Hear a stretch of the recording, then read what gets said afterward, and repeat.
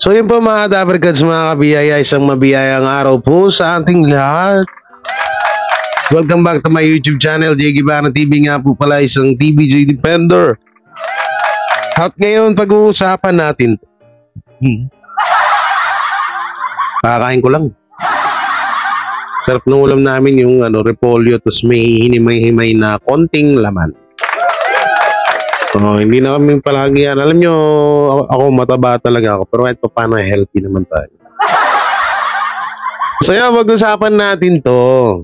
About sa, eto may lumabas na naman employee ng Tape INC ulit. Ewan ko kung kailan tong post na to Kasi ibinigay lang sa akin to ng isang netizen na dami account pa nga So yung mga Dabarkads, hindi naman po siya edited. No, hindi siya edited post kasi may kita naman dito yung pangalan at kung sino yung nag-post na Alta Tuesday. So pag-usapan din natin tong about cake. Tsaka yung mga comment ng mga netizen na ito. Ano ba to? Si Tito Sen lang naman dakdak at sulsul. Sige, pag-usapan din natin tong mga to So at yung kay pagsagot ni Bal Soto kay Bayani Casimiro Jr. So alam niyo naman yung ginawa ni Bayani Casimiro Jr. Pang tatlong upload ko na to sa iyo.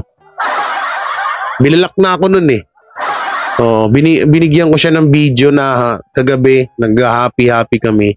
Binigyan ko siyang video na nag-happy kami, gaganong-ganong kami dun Binilak ako. Sabi niya, who you daw? May pa-English ka pa Sabi niya, who you? So ito pala yung pinakadahilan bakit nagalit si Bayani Casimiro Junior natin or mas kilala sa pangalang Prinsipe Kahilingan or Prinsipe K sa Okay Kaperico ng sitcom ni Bossing Vic Soto. Ito pala yung dahilan ko bakit siya nagagalit sa Tito Vic and Joey at kung bakit niya nagawang mag-wish na may mawawala na soon sa TVJ pero malabo pang mangyari yan. So syempre bago natin ito simulan, don't forget to like, share, comment, and subscribe sa ating YouTube channel at pakipindot na lang din po yung bell button para lagi tayo updated sa ating mga video araw-araw. At ayun pala mega love shoutout nga po pala kala Kuya Armin, Patricio at Irene Patricio, kay Kuya Laurie Del Rosario, kay Auntie Rose Villapuerte, kay Mami Teresa Arong, na palaging Mami Rena Baher at Mami Teresa Arong na palaging tawag dito umaalalay. Alam nila kasi yung buhay ko. Alam nila yung kung ano yung pinagdadaanan ko sa araw-araw. Alam nila yung katayuan ko sa buhay. Kaya yan sila Kuya Armin Patricio, Kuya Lori Del Rosario. Alam din nila yan kung ano yung sakripisyo na nangyayari sa akin sa pang-araw-araw. Alam nila yung buhay ko. Kaya yan, isa sila sa mga tumutulong kahit papano sa akin at sa aming pamilya. Kaya thank you. Kaya mami lala shoutout sa lahat ng mga Dabarkads dyan na hindi ko na kayo maisa-isa. At sa ito ang true, ano bang pangalan nung GC na yun? Nakalimutan ko. Ito ang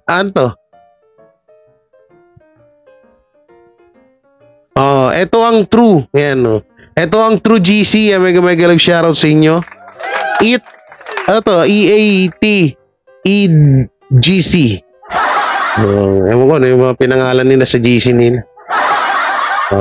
So ayun, mapunta tayo dito sa pag-uusapan natin. Ito yung unang-una. Wait lang, asan ka na? Ayun, ito pala muna, isabay na rin natin itong about sa mga naging views ng mga noontime show sa kanilang mga show kanina. So, sino nga ba yung nangulelat at sino nga ba yung nanguna? Alam naman natin siguro yan. Hindi na kailangan itanong kung may right med ba nito. So, tayo mapindot. Wala na naman natang internet Okay.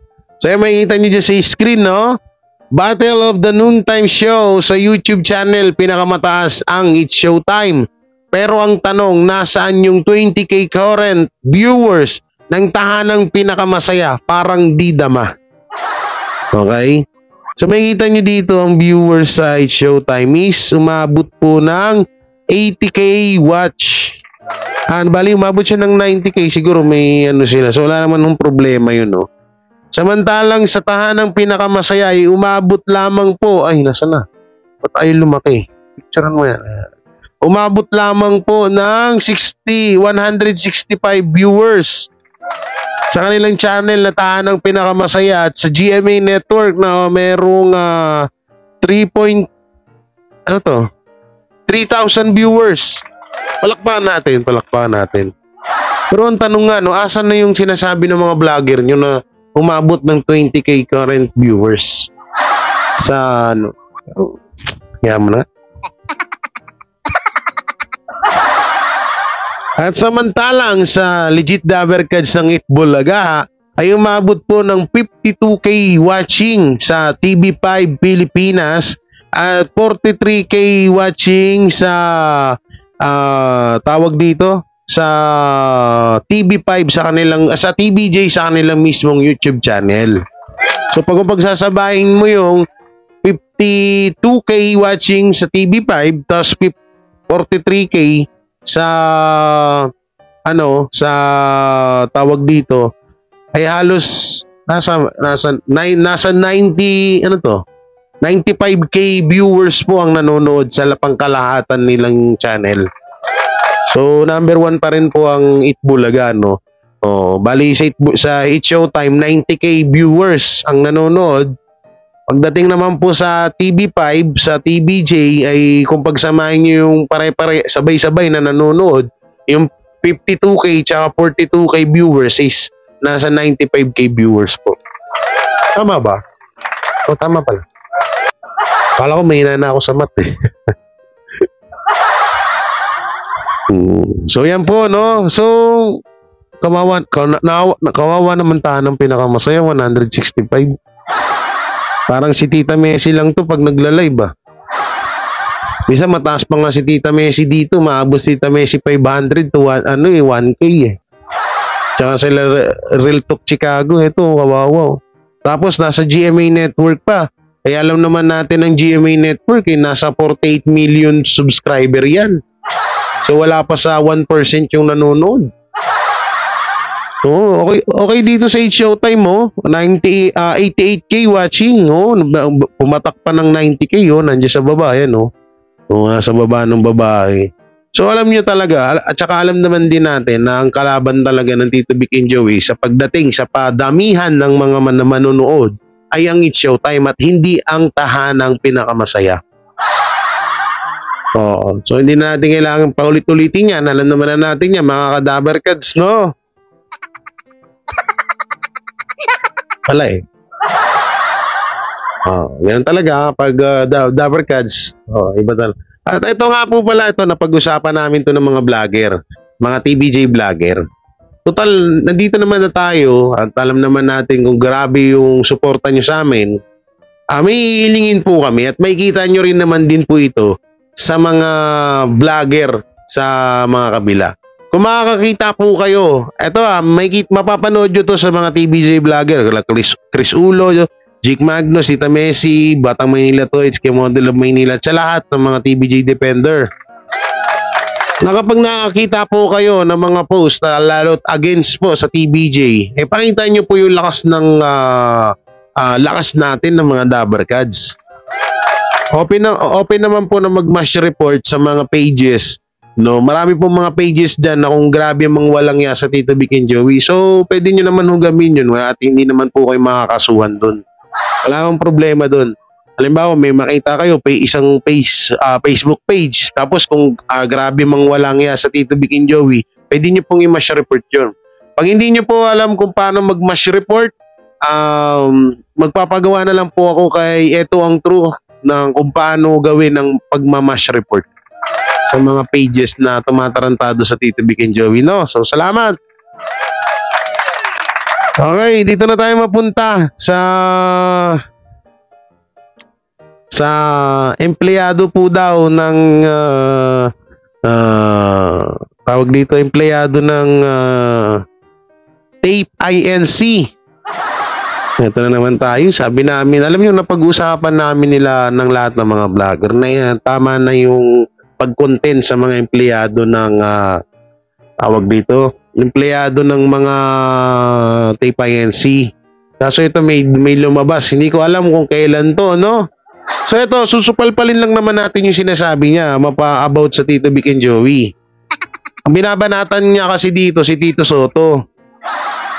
So titignan natin kung ano itong mga pinagsasabi niya rito, no? Ito yung post. Hindi ko na lang pinakita sa inyong page, ha? Employee ng Tape INC nagsalita na 15 million advances ano to?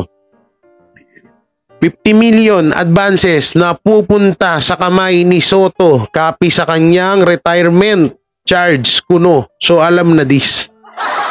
Ang hashtag Gorang wag tang kilikin. So, wag daw tangkilikin yung mga gurang. Sige, okay lang. Yung ginagawa nyo, okay lang. Walang problema yan. Sa amin ng Alta, GMA ba to? Alta A2C channel. Ito ang pinakamalaking pasabog. Ano to? Sino kaya ang host na may questionable cash advances? May 15 million minimum na advances tapos i-charge sa retirement pero hindi nagre-retired.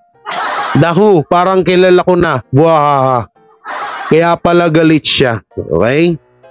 So eto, sabi nung si Jopil Madrigal. So hindi namin kasalanan na ma-air yung pangalan mo rito, ha? Ang sisihin mo yung page na nagkalat ng post mo. Kasi baka mamaya umiyak na naman kayo tapos takutin nyo na naman kami sa kaso-kaso nyo. Ano? Alam nyo mga kadabarkad, sisingit ko lang saglit lang. About sa death threat at sa mga pananakot, yung mga about yun sa mga kaso-kaso na yan, sa lahat ata ng TVJ Defender, ako ata ang pinakamaraming natatanggap na ganyan. Ako ata yung pinakamaraming natatanggap na ganyan at alam nyo naman kung gaano ako ka-brutal dito pag lalo't nabuwisit ako. Itaas lang natin yung brightness, okay? Alam nyo naman kung gaano ako ka-brutal pag nabuwisit ako dito, kung gaano ako magsalita, pero hanggat maaari, niiwasan ko na ngayon para nga syempre nakakahiya din sa ibang mga dabarkads na sensitive din sa mga ganong pananalita, no? Death threat, ano pa ba? Hindi kayo show, may mga nagsasabi pa nga sa akin na pag nakita kita sa ganitong lugar, sa ganitong ganyan, di ko lang alam kung anong gagawin ko sa'yo. May mga ganyan na mga nababasa ako. Minsan, sa supporters ng It's Showtime, kasi alam nyo kung bakit si supporters ng It's Showtime. Sa kadahilanan nga nung panahon ng diskusyonan mapatungkol kay Vice Ganda at kay Ma'am Lala Soto. So ngayon, tapos naman na yun. Wala nang parinig si Vice Ganda, kaya nanahimik na rin kami. So, kasi kung hindi naman nanahimik si Vice Ganda, tuloy pa rin kami. Pero ngayon, nanahimik na. Tapos naman na yung issue. Na-suspension nga lang sila. Minsan, yun, supporters na yung Showtime, meron pang sasabihin sa akin na, "Oy, ikaw, gago ka. Mura ako." Ako naman sa akin, wala akong pakialam dun. Alam niyo yung mga tao na yung chat na, "Ito, patayin kita pag nakita kita." Sa personal, mga takot naman yung ganun. Oo. Pumatay ka na ipis. Ang inihiling ko nga lang, walang talikuran. Pag gagawa kayo ng ganun, harap kayo sa akin. Hindi yung nasa likod mo. Mamaya, nasa likod ko kayo, bigla kayong mga umpas. Wala talaga ako laban nun. Maganda yung harapan. Kung talagang may mga balls kayo. Ngayon, sa tape din, may mga supporters na nagchat-chat sa akin. Minsan, dami account yung ginagamit.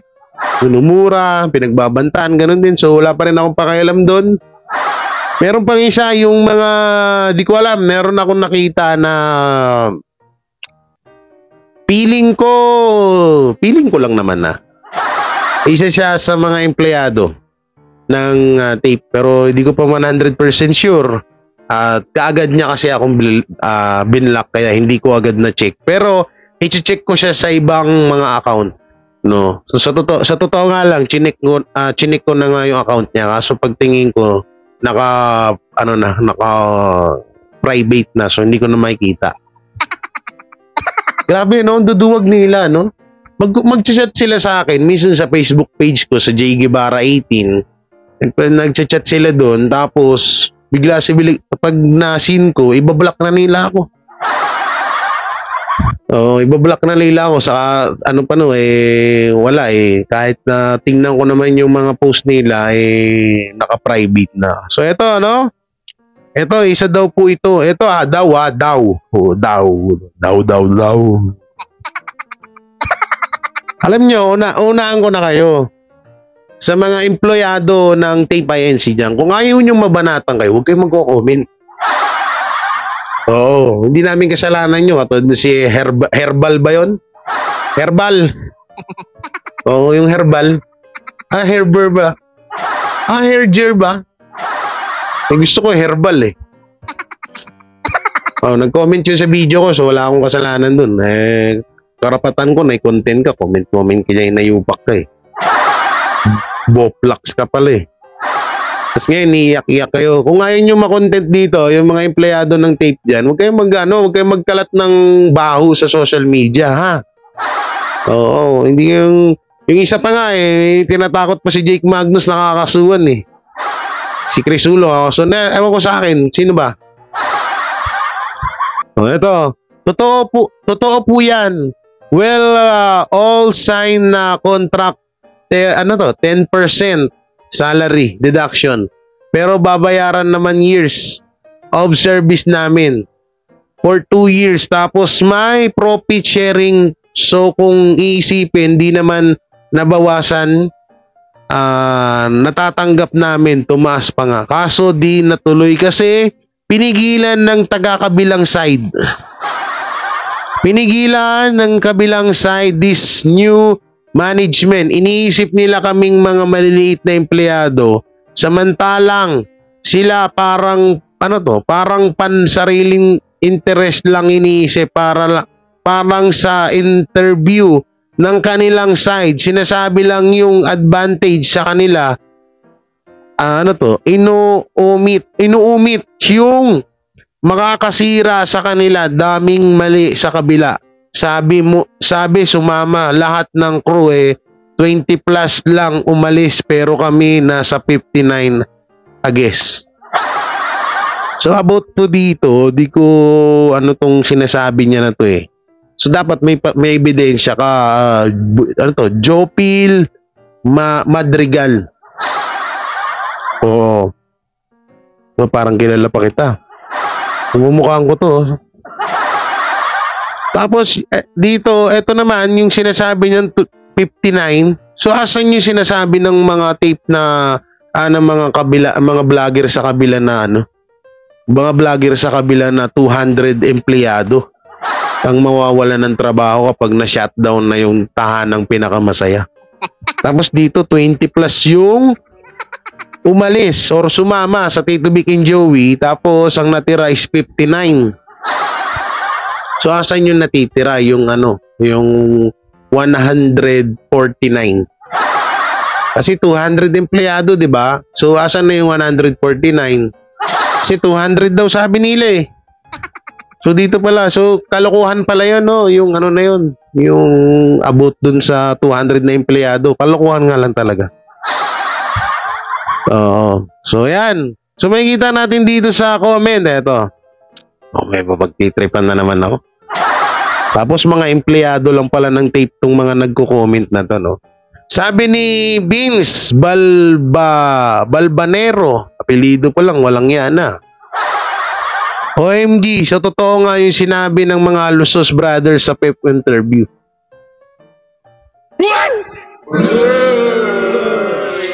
Walang mararating yan, Soto. Sabi ni Ram Maker. Tingnan natin si Ram Maker. Wala. Global. Ay, kaya naman pala kami member ng Kapuso Global Channel. Oo. Si Lemboy Techmon. Grabe pala si copy paste boy. Tingnan natin. Natin nga yung mukha. Ano to? Photographer ka ba? Hype yung photographer. Oh. Grabe makapag-push yung photographer. Wala lang ibang picture. View profile. Okay, tingnan natin. Ito yung mga gusto kong part eh. Yung piniplex ko yung mga abnormal na mga nagko-comment. Tingnan natin yung ID kasi baka empleyado to ng tape. Ay naku, parang empleyado nga. Ano to? Ay grabe yung post oh. Hindi kaya masagasaan ka dyan? Baka masagasaan ka, magip ka dyan ha. Oo, ang cute naman ng baby. Sino yun? Tingnan natin yung ano niya. Parang sa ano nagtatrabaho to ah. Oh, Lemboy, Rome, Italy. Ay, grabe mayaman. Tingnan natin. Ba't lagi ka nakamas? Oo. Wala bang kita yung mukha mo? Walang yan. Mga takot na mga sitong mga dipunggol na to eh. So ito, di ako maniniwala na legit ang info hanggat di nilalabas sa 24 oras. Tama. O ito, sabi ni Paul Mendoza, si Tito Sen lang naman dakdak at sulsul sa lahat ng matanda siya. Yung ngaw-ngaw parang nasiraan ng bait. Okay, naku po kawawa. O, disclaimer hindi ako nauna siya ha. O Paul, eto. Tingnan natin itsura ng ni Paul. Ito mga gustong-gusto ko yung, grabe ang gwapo. Grabe. Kamukha niya si Zac Efron. Oo, si Wasak Efron. Oo, grabe itsura niya matanda pala. Ano pa yung sinabi niya kanina? Uy, may Palawan nag-chat. Yan yun, 10K. Si Tito Sen lang naman dakdak ng dakdak at sulsol sa lahat ng matanda. Siya yung ngawa ng parang nasisiraan ng bait. Tingnan natin kung mukhang hindi nasisiraan ng bait itong si Paul Mendoza na may ay tingnan natin ha. Naku po, lumanda ka po. Hindi mo makakain yung mga sasabihin ko. Bayot pala. Ikaw maglalagay ka sa Facebook page mo ng ganyan. Ay, disclaimer hindi lahat ng LGBT ganito ugali. Ano pala to? Followers, tigapagtanggol ng tip ANC. Kaya naman pala, oo. Asan na? Asan nyo? Ito. May nandito pa siya. Wala kayong mag-celebrate ng Itbulaga anniversary kami ang uring. May karapatan. Tama naman. Tingnan natin si Paul. Nasaan na yung mga cover photo? Tingnan natin yung cover photo. Ay, grabe. Ang gwapo, no? Saan probinsya mo, Dudong? Sino naman tong isa? Sino si Paul? Ito. Ito ba siya pag walang filter? Tapos ito siya pag may filter? Tama ba? Tingnan. Tingnan natin yung profile. Ay, grabe. Kinis ng mukha. Ay, grabe. Saan kaya probinsya nito? Ay, grabe yung buhok ko. Ay, grabe. Naku, tumapat ka pa sa santo. Ito ayoko yung may mga nagpa-picture sa santo tapos kung ano pinagsasabi sa social media. Ay, yung pugi ni Sir Paul. Oo, oo. Grabe, Oo. Grabe. Wait lang. Ba't parang dito sa kabila, parang puyat ka ng 13 araw? Dito naman, ay grabe filter ba? Ay dito, grabe filter din, no? Ano gamit mo cellphone, Vivo? So, mukhang matino si Sir Paul, kaya sinasabihan niya na na tawag dito na nasisiraan na ng bait si Tito Sen. So ayan na, Tito Sen, nakikita nyo dyan, no? Paul Ibo Mendoza. Tapos ito yung location niya. Tingnan natin yung location. Nasaan tingasan. Basta marunong makipagkapwa-tao kahit sino pa. Sino ka pa, pantay-pantay para sa akin. Wow. Tapos slack pa, naka-caps lock pa.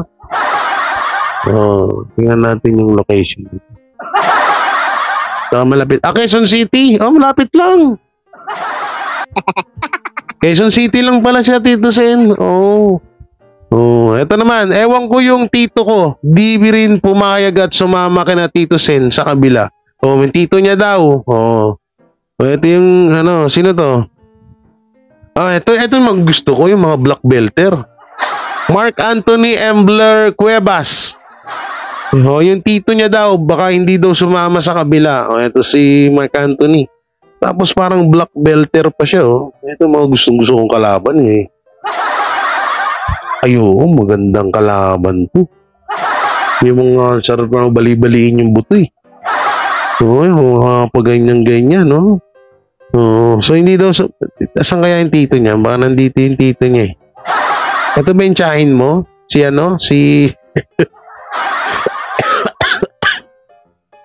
So yan na natin itong mga to. So yan na natin yan. Wala tayong magagawa. Mga supporters ng mga kabilang panig yan eh. Ay, no. So yun, mapunta na tayo dito sa last natin sa exciting part. Excited. Ito yung about po dun kay Bal Soto.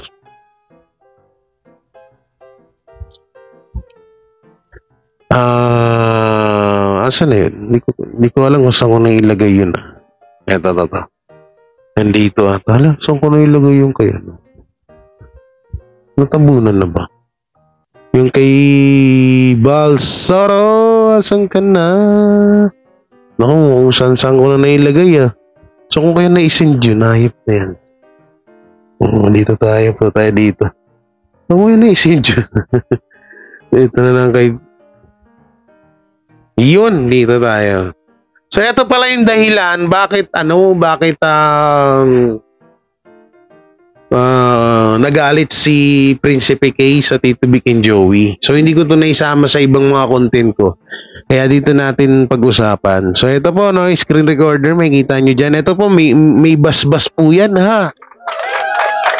May basbas po itong pag-flex ng ng conversation na to.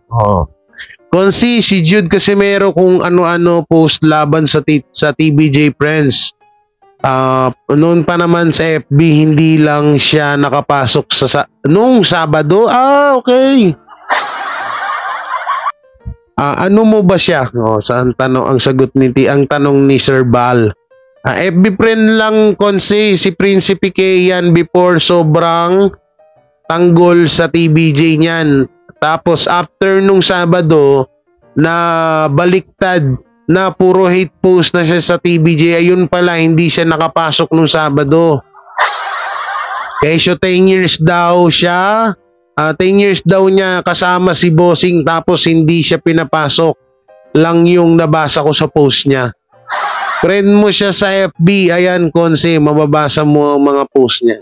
Eto na yung sabi ni Sir Bal Soto. Ako nga nagulat din ako. Nagsabi yan gusto daw niya manood sa TV5. Sabihin ko daw kay Joey. Di ko naman nakausap sila Joey. Bigla na lang nabasa ko post niya. Galit na galit. Nagpunta daw siya. Di siya pinapasok. Sabi ko nga sa inyo, hindi porket artista ka noon, hindi ka porket kilala ka na dyan, at may basbas, kung kami nga di ba? Hindi kami basta-basta nakakapanood doon, nag-Gmail kami, dumadaan kami sa tamang proseso. Bago kami makapanood doon sa studio. So dapat ganun yung ginawa mo, hindi yung nagbubunga nga ka agad porket hindi ka napagbigyan. Yan ang hirap sa'yo, Lechik eh. Tapos ngayon, binlock mo na ako. Binlock ako nun eh. Sabi ko, sir, ganun-ganun, happy-happy kami kahapon. Sabi ko, who you?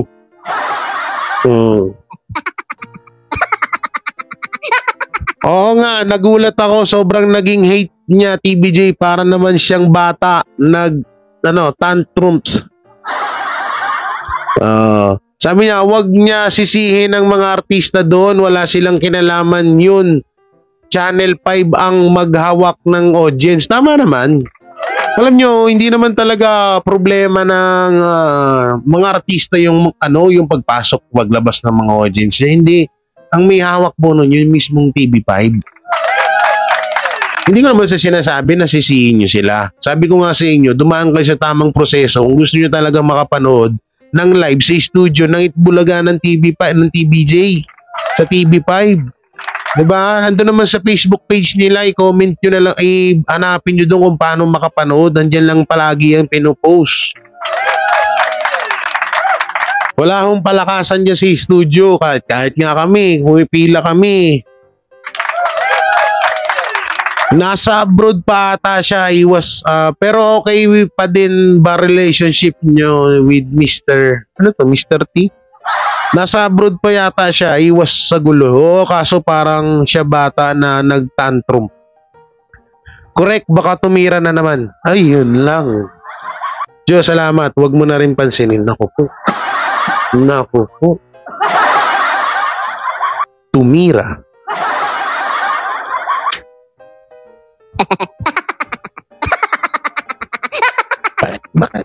Ba't ka kasi tumira? Yung sinasabi ko sa'yo eh. Kasi tira ng tira. Tapos pag lobat ka na sa TBJ mo sisisi. Ay, nako. Nagulat ako dun ah. So, alatado naman, hindi naman ho sa panghusga, no? Kasi hindi naman po gawain ng isang matinong tao na humihiling na may mamatay na isang tao. So, kung abot po doon sa tira na yon, baka nga, kasi halata naman. Okay, kayo mag-search dyan. Jude Casimero Jr., Bayani Jr. Makikita nyo, may swimming pool na sa dalawang kabila ang pisngi. So, yun o, ayan po pala yung dahilan talaga, hindi siya pinapasok. Oo, hindi siya pinapasok ng studio. Kasi nga, una-una, dapat intindihin nyo rin yung TV5. Ang liit lang ho ng studio ng Itbulaga doon. Siguro, kasya doon siguro para sa akin, mga 100 na tao. Sobrang siksikan na nga siguro nun.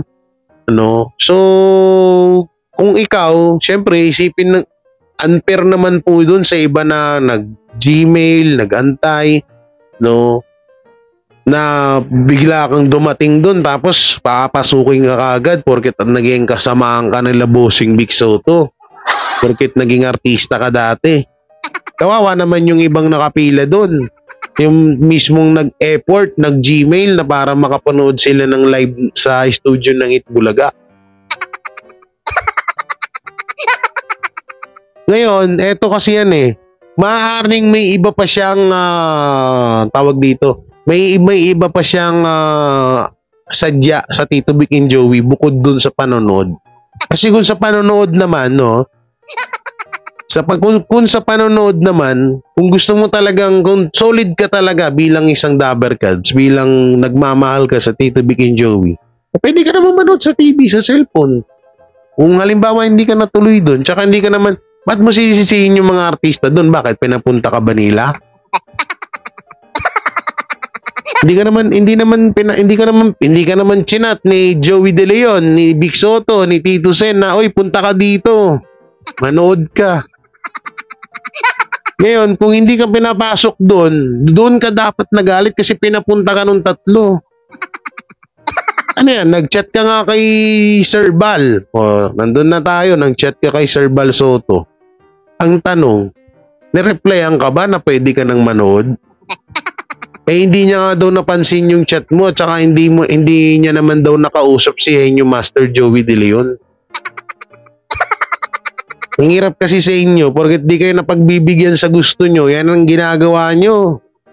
Di lang kayo napagbigyan sa gusto nyo, nasabihin nyo, kesyo may mamatay na at alam mo ang mga hasang ng mga yan. Sige nga, amunin nga kita kasi mukhang matapang to eh. Si Prinsipe Gay, mukhang matapang tong tao na to kasi dun sa interview sa GMA, about dun sa akala pulubi na daw siya eh. Sige nga, Prinsipe Gay, kung matapang ka, sabihin mo kung ano yung pulang hasang na sinasabi mo sa TVJ. Takot ka rin, no? Alam mo, pwede ka makasuhan, no? Paglutusin, kung palapatol nga lang ang TVJ sa katulad mong may pagka-sinto-sinto, may kaso ka na ngayon. Salamat ka, mabait yung mga yan. Ako po.